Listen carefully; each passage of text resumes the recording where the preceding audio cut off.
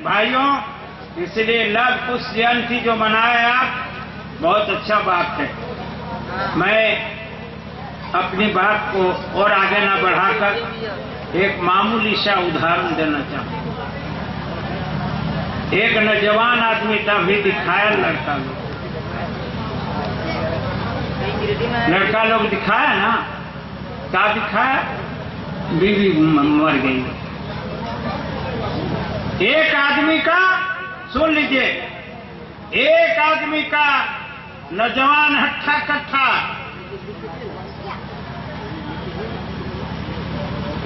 उसका माँ और उसका बाप और उसकी बीवी घर में थे। बाप मर गया, बाप मर गया, रोने लगा तो गांव के जितना बूढ़ा पुराना आदमी लोग आया, हर बोला, अरे रो क्यों रहा है?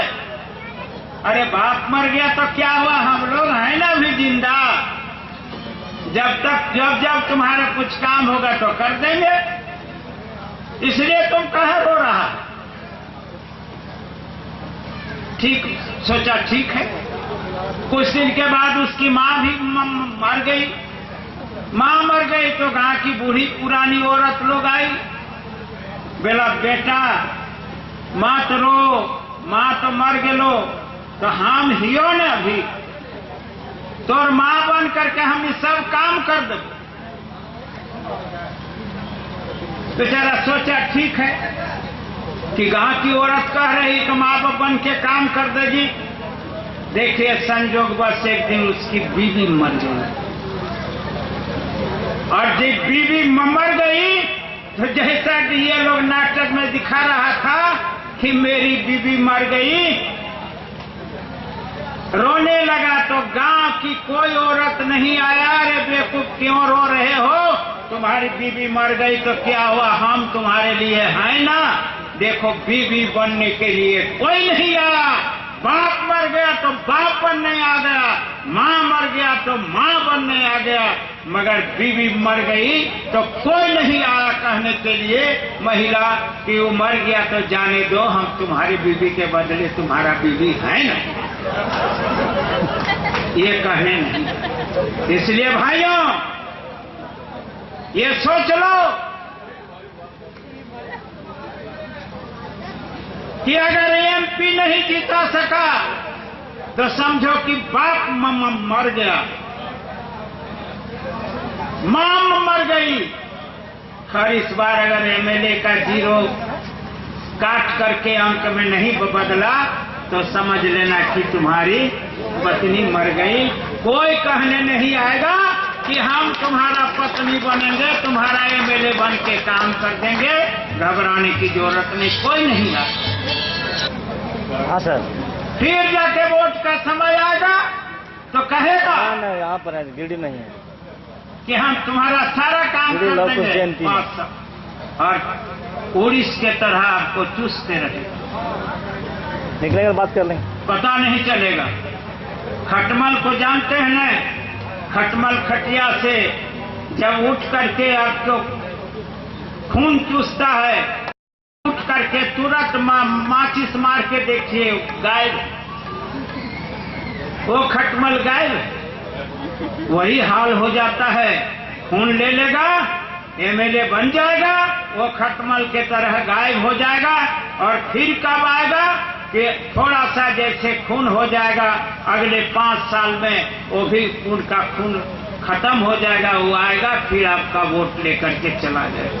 इसी तरह से आपका उम्र बीत रहा है, पीढ़ी दर पीढ़ी बीत रहा है।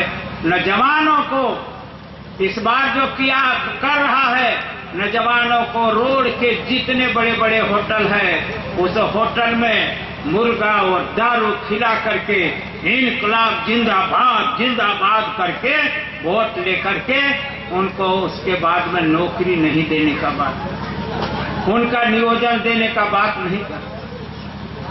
मैं याद दिलाना चाहूंगा आप लोग, ये उसरी नदी ये दह गया था, कैलाश वर्मा भी है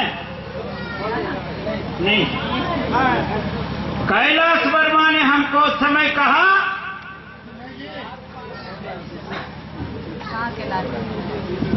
कैलाश बरुआ ने कहा कि सर उसरी नदी का पुल दह गया है, मैंने अकेले विधानसभा में उसरी नदी के पुल बनाने के लिए 1.5 घंटा तक चलने नहीं दिया था।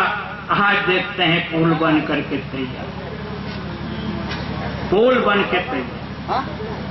इसलिए भाइयों, काम करने वाले आदमी लोगों के लिए अपना क्षेत्र और गांव नहीं देखता है। हम बिहार के मंत्री थे, पूरे बिहार देखते थे। एमएलए जो बन के जाता है कोई एक क्षेत्र का नहीं रहता, वो पूरे बिहार और देश का कोई भी सवाल उठाने के लिए वो संवैधानिक अधिकार होता है। लेकिन आजकल कह देगा कि मेरा क्षेत्र नहीं है, हम नहीं देंगे, हम तुम्हारी बात नहीं कर सकते। इसलिए भाइयों, बड़ी सोच समझ के साथ आपने 13-14 साल देख लिया झारखंड का जो दुर्दशा हुआ है, और वही दुर्दशा करने वाले लोग फिर इस बार लालच में आपको डालने जा रहा है। और वही कहानी होगा जिस तरह से बच्चा के समय पढ़ाता है ना कि शिकारी आएगा, दाना डालेगा, लोभ में फंसना नहीं। शिकारी आएगा, दाना डालेगा, लोभ में फंसना नहीं, मगर चिड़िया लोभ में फंस जाती है और बहेलिया उसको पकड़ के ले जाता है। वही हाल हो जाएगा। वो समय आ जाएगा क्या, अरे बाप रे बाप, ये काली का रूप धारण कर लिया है, ये माँ सरस्वती का रूप धारण कर लिया। तो कभी गणेश को दूध पिला दिया, पत्थर को दूध पिला दिया। आ गया टीवी में संतोषी माँ, तो शुक्रवार को पूजा शुरू हो गया, शुक्रवार को त्योहार शुरू हो गया। तो वही टीवी देख देख करके, माफ कीजिएगा, कोई हमारे बीजेपी के भाई लोग हैं, हम लोग समाजवादी आदमी ठहर, मोदी ने परसों कहा है, कल है कहा, उनका पार्टी की मीटिंग, तो कहा कि जिन लोगों को वोट नहीं मिला उनको वोट की राजनीति छोड़ देनी चाहिए, सचमुच छोड़ देनी चाहिए। तो 2004 में अटल बिहारी वाजपेयी को देश के लोगों ने वोट नहीं दिया, तो उसी समय भाजपा को वोट मांगने का राजनीति छोड़ देना चाहिए। उन्होंने कहा कि जनसंघ को हमने विलय कर दिया था,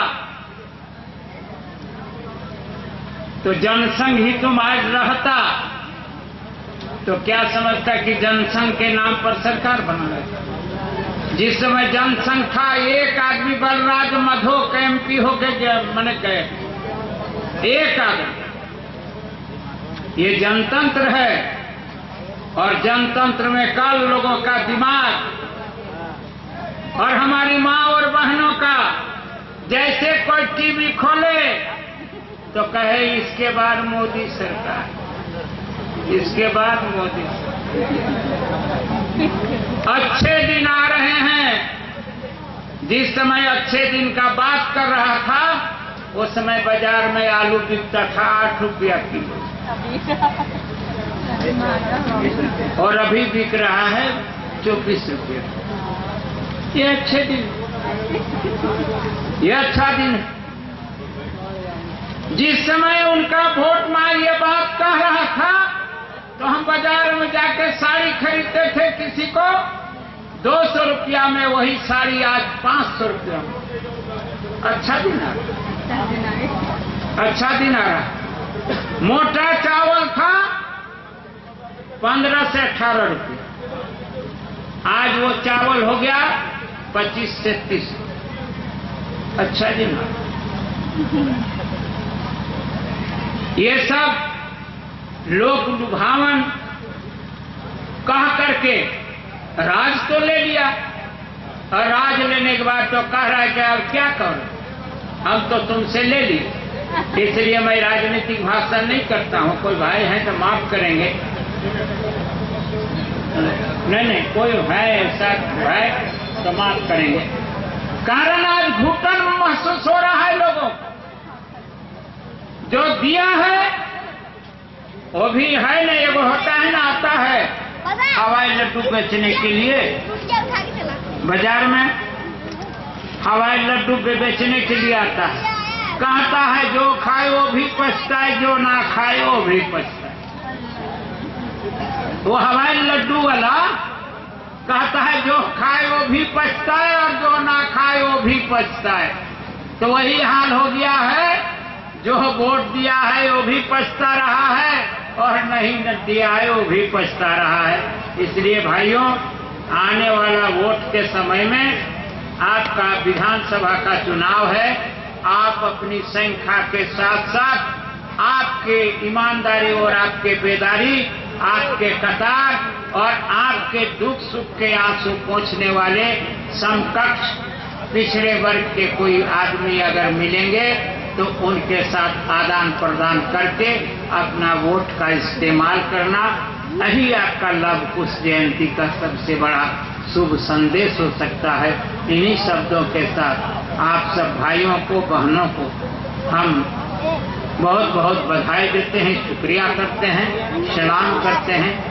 और निश्चित रूप से आप गांव जाएं तो कहिएगा कि अकलू राम महतो ने ये सब बात कहा और हम लोगों को मनोरंजन भी किया और अपनी दिमाग उस तरह से रखी है। जो बातें नहीं हुई है उसी को रखने जा रहे हैं। अकलू भाई, ऐसा हम 45 मिनट समय नहीं लेंगे।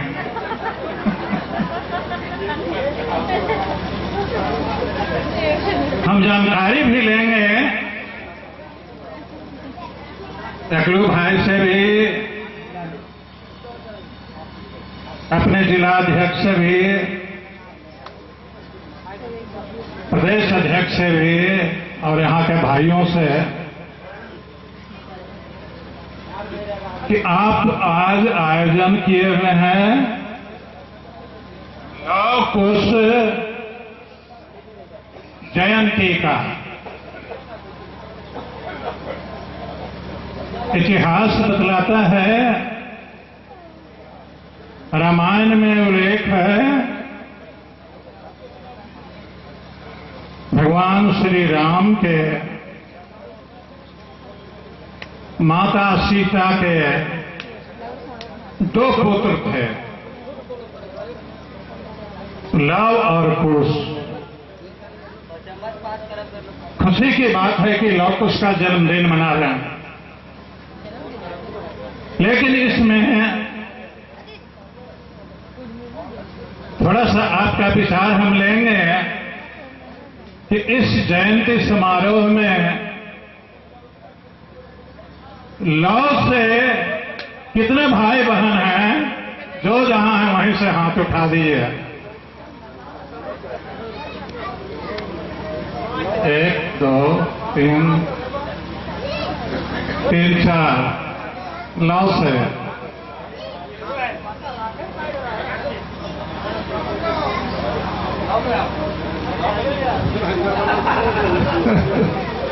बड़े भाई लव थे,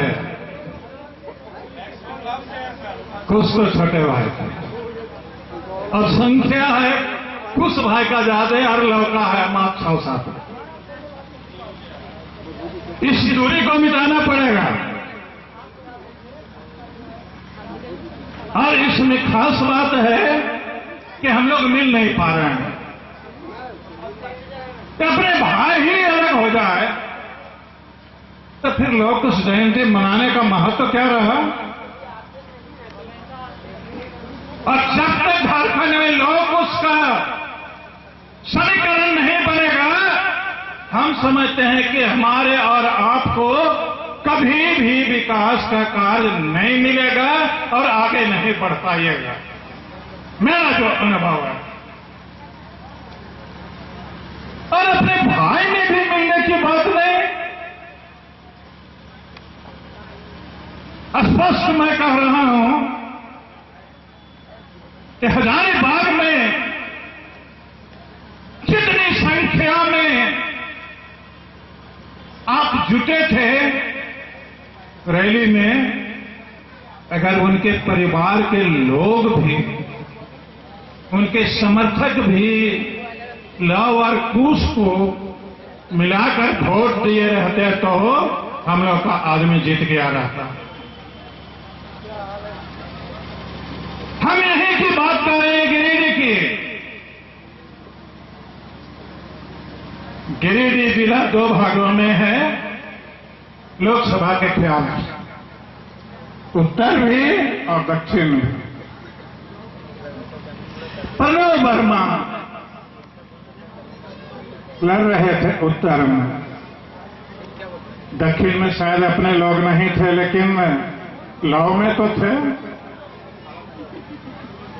क्यों नहीं दोनों का समीकरण बैठा? काहे नहीं जिताया गया? एक कमजोरी हम समझ रहे हैं, और वो कमजोरी क्या है? चाहे कोई कुछ कहे, हकीकत बात यही है कि लोगों ने मोदी के नाम पर वोट दिया है। ये मानना होगा कि नहीं? आपका मोदी कौन था? आप किसको वोट दे रहे थे? ठीक है, प्रधानमंत्री मोदी बन गए, खुशी की बात है। दिमाग लगाने वालों का कितनी बड़ी चाल थी कि मोदी को देने से हमको पिछड़ों का वोट मिल जाएगा, और मिला भी, इसको नकारना नहीं होगा। लेकिन आप किसको वोट दे रहे हैं, किसको जिता रहे हैं, ये तो आपने नहीं देखा। चाहे हजारीबाग की बात हो, कोडरमा की बात हो, या चतरा की बात हो, दूसरे जगह तो चाहे गिरिडीह की भी बात हो, सुनने में आया है कि गिरिडीह में कुछ ही वोट से हारे हैं।